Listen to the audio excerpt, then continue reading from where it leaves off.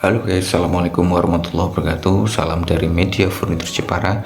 Jadi hari ini kita mau membahas tentang kelebihan dan kekurangan cat duko pada Jati. Pasti pada penasaran kan? Oke, tapi jangan lupa ya like dan subscribe, komentar di bawah ya. Jangan lupa dibagikan ke teman-teman supaya kita bisa berbagi pengalaman. Inilah kelebihan dan kekurangan cat duko pada kayu jati.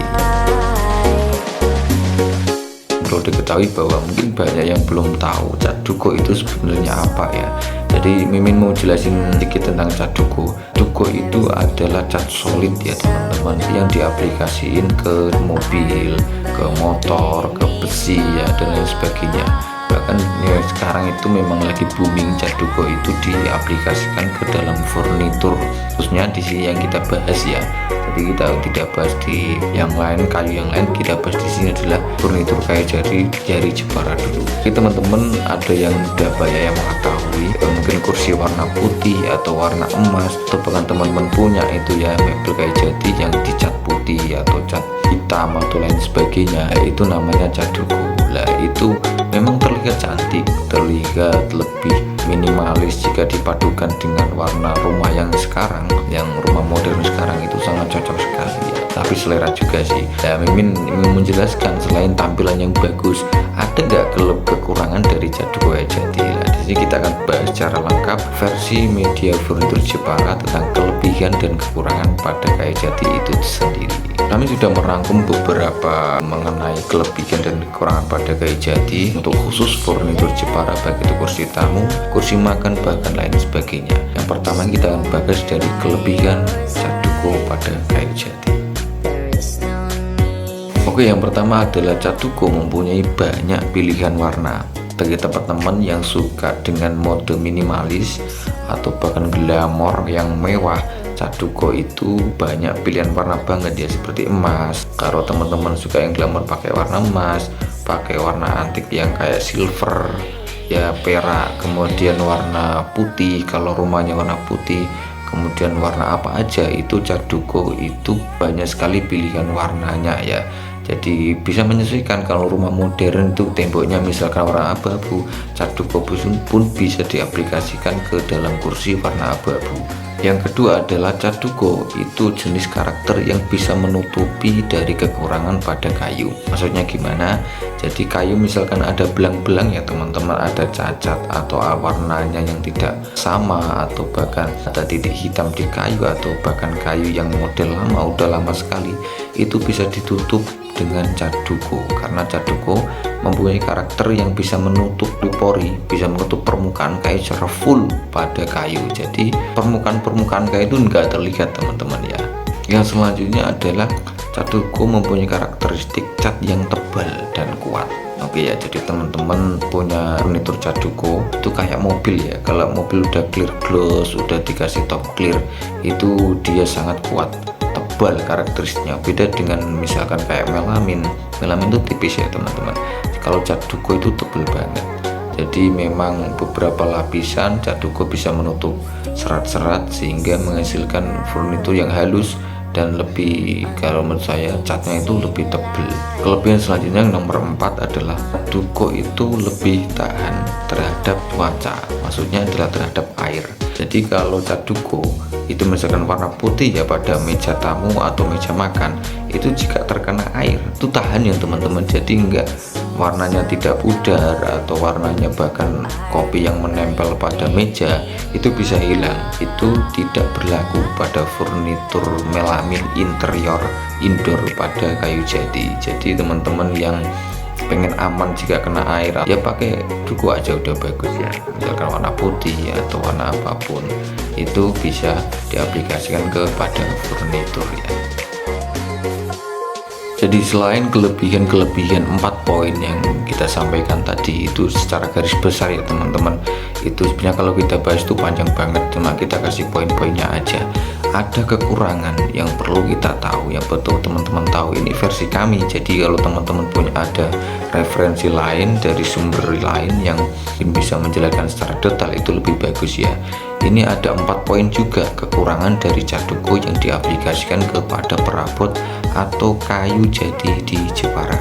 Yang pertama teman-teman adalah proses cat duko itu lebih lama, mulai dari penyampuran warna, kemudian kalau pengen warna yang lebih banyak, misalkan warna abu-abu atau warna-warna yang tidak solid yang tren kayak putih, hitam, itu kan udah ada yang jual ya.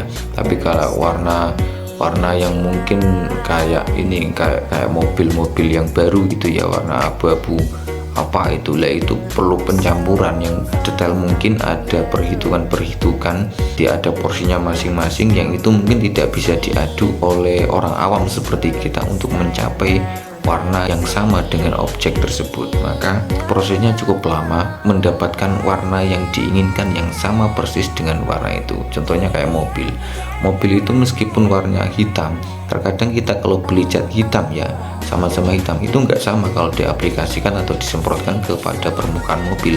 Maka perlu ada penyamaan mendapatkan hasil yang sama persis dengan permukaan mobil warna hitam dengan sampel tersebut. Nah, proses cat duko pada kayu jati itu tidak bisa langsung dicat langsung selesai, enggak. Ada beberapa proses dan tahapan yang perlu dilakukan karena karakteristik kayu jati itu punya banyak minyak, kemudian ada getahnya sendiri pada serat-serat, karena seratnya tergolong kayu jati itu seratnya lumayan agak besar ya, jadi terindikasi rawan sekali getahnya keluar, misalkan kayak gini ya. Jadi cat putih pada kayu jati sangat rawan sekali getah kayu jati keluar menguning atau coklat.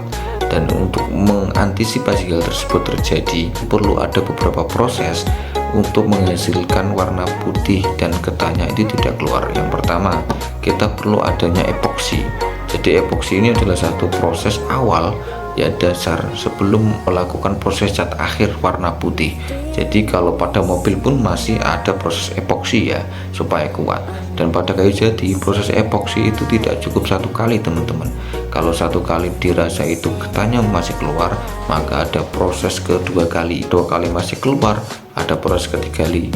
Bahkan ada yang mengakalinya, dan beberapa untuk menutup serat dan getah kayu jati itu pakai lem dan lain sebagainya. Dan untuk proses itu membutuhkan waktu yang lama. Setelah epoksi selesai, dipastikan getah kayu jatinya tidak keluar, maka yang selanjutnya baru kita diproses cat putih atau cat yang dingin oleh konsumen. Lumayan ya, bahkan bisa berminggu bahkan berbulan-bulan. Kekurangan cat duko pada kayu jati yang kedua yaitu adalah keringnya lebih lama. Apa saya bilang keringnya lebih lama? Kalau cat putih langsung diaplikasikan kepada kayu itu cepat ya teman-teman, tetapi yang lama itu adalah proses epoksi. Seperti yang saya katakan di poin yang pertama, kekurangan cat duko pada kayu jati tadi, proses epoksi itu keringnya lama teman-teman. Jadi epoksi itu kalau tidak benar-benar kering, maka potensi getah itu masih bisa keluar. Keringnya epoksi itu lama banget ya, jadi bisa setengah hari mungkin kalau cuaca panasnya nggak cukup. Jadi kalau udah ke tahap cat sih cepet ya, jadi kalau cat udah diaplikasiin tuh cepet kering. Kerja buru-buru atau pengen cepet gitu ya jangan berharap ya, maka itu harus sabar menanti konsumen. Untuk kekurangan poin yang ketiga ini adalah harga produk mebel yang dicat duko akan lebih mahal ya. Jadi misalkan harga kursi tamu di harga 3 juta ya, kita asumsikan seperti itu. Kalau dicat warna natural 3 juta, tapi kalau dicat duko itu bisa sampai 4 juta bahkan mungkin 5 juta. Kok bisa gitu? Karena yang pertama seperti kita bahas di poin pertama atau kedua tadi, prosesnya lebih lama teman-teman ya, keringnya lebih lama. Secara otomatis kalau prosesnya lebih lama itu kita memakan tenaga kerja akan lebih lama juga, harga pokok produksinya kita akan lebih mahal. Yang kedua, bahan baku dari cat tersebut juga double ya, kita pakai di warna natural cuma 1 kilo ya, 1 kaleng cukup. Kita mungkin pakai sanding sealer, kemudian kita warna natural udah selesai 2 kali proses, kita pakai epoksi itu jika 3 kali lapisan bisa memakan 3 epoksi atau bahkan 2 epoksi. Kemudian kita double pakai cat, dan catnya sendiri kalau tidak double dan dilapis berkali-kali itu terlihat belang ya teman-teman. Kalau mobil atau punya furnitur kayu jati misalkan kayak kursi tamu yang dicat cuma 1 kali, itu masih terlihat epoksinya, masih terlihat kayunya belang-belang tidak putih mulus. Makanya itu yang membuat harga furnitur kayu jati di Cat Duko itu lebih mahal. Terakhir yaitu yang keempat adalah serat kayu jati akan hilang. Jadi kayu jati itu mempunyai keunggulan yang memiliki indahan tersendiri. Menurut saya satu kayu yang mempunyai serat yang sangat indah yang itu akan hilang dan sirna ketika dicat duko. Bukan seperti cat melamin atau natural ya teman-teman. Kalau natural itu masih terlihat seratnya, tapi kalau cat duko sekali ditembak, diaplikasiin epoksi dulu, serat kayunya udah hilang. Berpikirlah dua kali teman-teman yang pengen cat duko pada kayu jati. Kalau aku sih selera ya. Oke teman-teman, jadi semua udah kita bahas baik kelebihan dan kekurangan.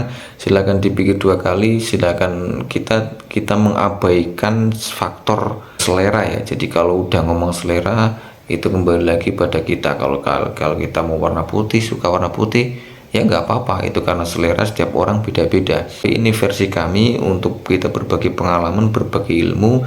Ada beberapa faktor, banyak faktor yang perlu kita perhitungkan untuk mendapatkan furnitur kayu jati dengan cat duko, baik dari mahalnya, dari prosesnya yang lama, kita menunggu pre-order yang lama, kemudian hasilnya yang mungkin kalau adukan warnanya tidak sama kita mungkin akan kecewa. Nah itu yang bisa kita sampaikan, mudah-mudahan bermanfaat. Terima kasih sudah menonton video ini tentunya, semoga ke depan kita bisa berbagi pengetahuan lagi ya. Assalamualaikum warahmatullahi wabarakatuh.